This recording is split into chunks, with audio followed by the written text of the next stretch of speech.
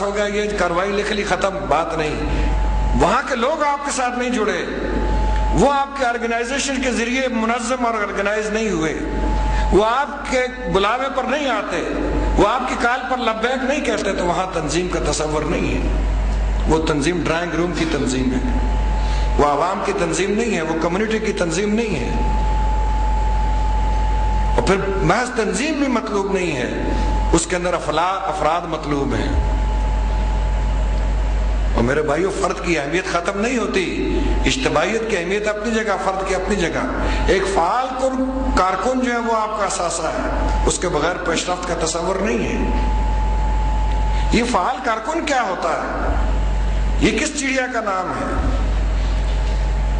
یہ وہ کارکن ہے جو آپ کی تحریک کے اندر دوڑتا ہوا خون ہے، جو آپ کی قیادت اور عوام کے درمیان رابطہ ہے، جو عوام کے مسائل کو حل کرنے کے لیے مسائل حل کرنے والے اداروں اور عوام کے درمیان رابطہ ہے، جس کے اندر یہ صلاحیت موجود ہے کہ وہ اپنے علاقے کے عوام کو کھڑا کر سکتا ہے، اس کے پیچھے وہ چل سکتے ہیں، ان کی قیادت فراہم کر سکتا ہے، اس کو جو ٹارگٹ آپ دیں وہ اچیو کر سکتا ہے، اس کے لیے رات اور دن ایک کر سکتا ہے. ابھی بشیر عثمانی صاحب کہہ رہے تھے کہ 12 بجے بلاتے تو نہیں آتے، وہ فعال کارکن نہیں ہے. بانی تحریک نے کہا کہ کسی کارکن کو کسی وقت بھی امیر بلائے اور بلانے کی کوئی وجہ نہ ہو تو اطاعت اور نظم کا تقاضا یہ ہے کہ وہ آ جائے.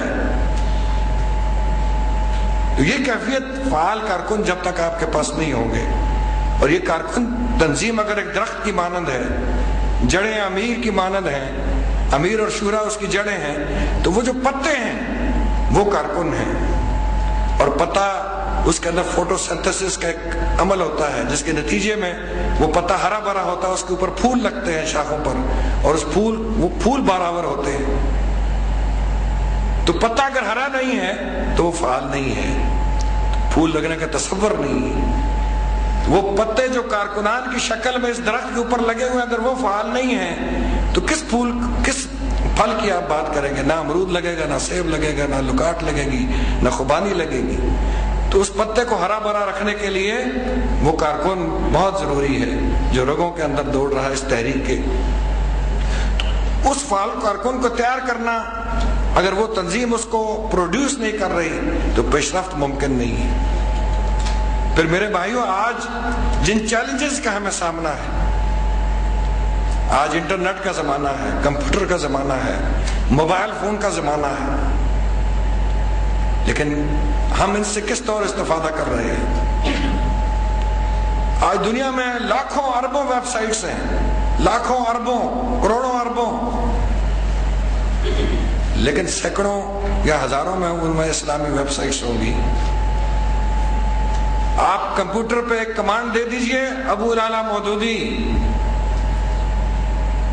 تو آپ کو بے شمار ویب سائٹس آئیں گی جن میں ابو العلا مودودی رحم اللہ علیہ کے خلاف پروپیگنڈا ہوگا. آپ اسلام کی کمانڈ دے دیجئے، آپ کو قادیانیوں اور احمدیوں کی ویب سائٹس ملیں گی جو غلط اسلام کا پروپیگنڈا کر رہے ہیں. لیکن اسلامی آج ویب سائٹ بنانا کسی تحریک کا کام نہیں ہے. آج بلاگز ہیں، آپ بھی بنا سکتے ہیں، آپ بھی بنا سکتے ہیں، آپ بھی بنا سکتے ہیں، اور اس پہ بحث کروا سکتے ہیں.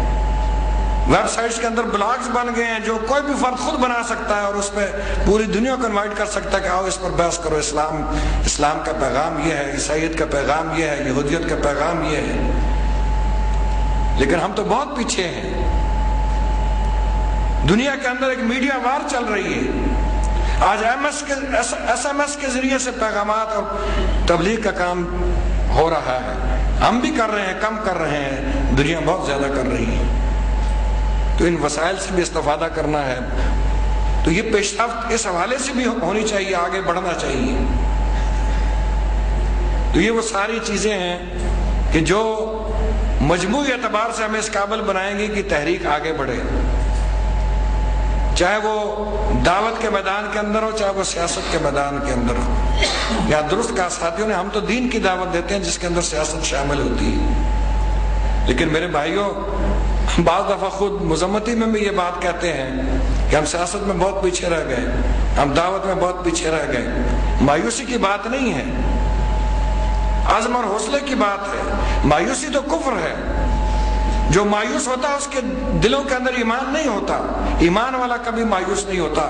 لیکن یہ بات یاد رکھیں کہ محض دعاؤں سے اور محض خواہشات سے اور محض یعنی یہ چاہنا کافی نہیں ہے کہ اسلام غالب آ جائے۔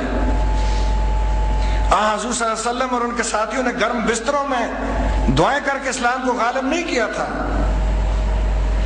طائف کی سڑکوں کے اندر لہو لہان ہوئے تھے، کوئلوں پر لٹائے گئے تھے، مکہ کی گلیوں کے اندر پتھر کھائے تھے،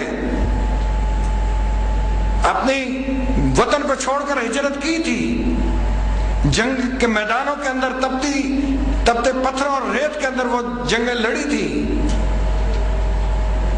اپنے رشتہ داروں سے کٹے تھے۔ کس لیے کٹے تھے؟ اللہ کے لیے کٹے تھے۔ تو آج وہ قربانی کیا ہم دینے کو تیار ہیں؟ امیر ضلع بلائے، امیر حلقہ بلائے، امیر مقامی جماعت بلائے، تو کیا ہمارے کارکن گرم بستر چھوڑ کے جنوری اور فروری کی رات میں نکلنے کو تیار ہیں؟ نہیں ہے۔ تو کرنے کا کام بہت ہے، پیشرفت بھی ہوئی ہے، لیکن منزل کے اصول تک آگے جانا بہت ابھی اس کا ہمیں فاصلہ طے کرنا ہے۔ میرے بھائیو، یہ بات درست ہے کہ ایک سازگار معاشرہ جو ہے وہ اسلامی انقلاب کے لیے اور دعوت کو آگے بڑھانے کے لیے ضروری ہے۔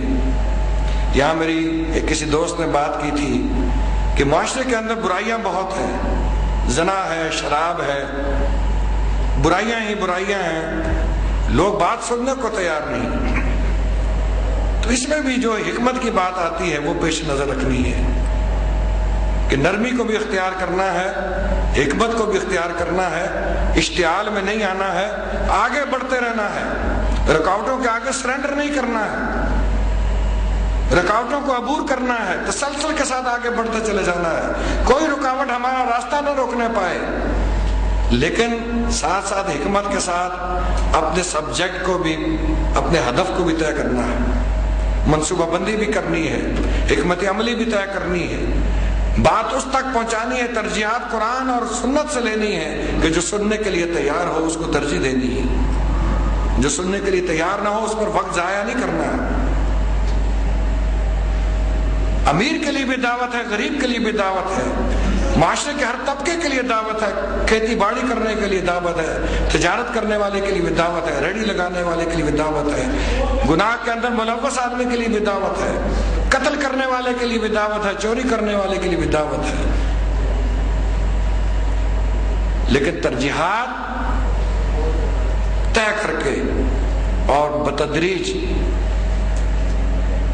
ایک تسلسل کے ساتھ، استقامت کے ساتھ، صبر کے ساتھ،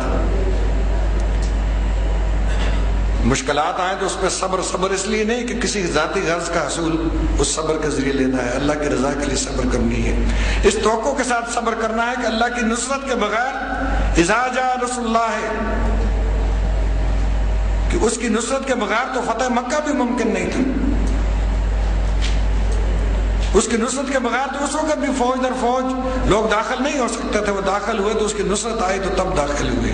آج بھی اپنی تذکیر اور اذکار کے اندر اپنی تعلق باللہ کو مضبوط کرتے ہوئے، اللہ سے تعلق کو جوڑتے ہوئے، تزکیہ کرتے ہوئے، تقویٰ کی زاد راہ کو لیتے ہوئے، استقامت کے ساتھ، قوت ایمانی کے ساتھ، عزم اور ارادے کے ساتھ، مشکلات کو خاطر میں نہ لاتے ہوئے آگے بڑھنا ہے، اس لیے کہ ہم مکلف نہیں ہیں کہ تبدیلی آئے گی تو ہم کامیاب ہیں، ہم اپنی کوشش کے حوالے سے اللہ کے سامنے جواب دہی میں سرخرو ہوں گے تو کامیاب ہیں۔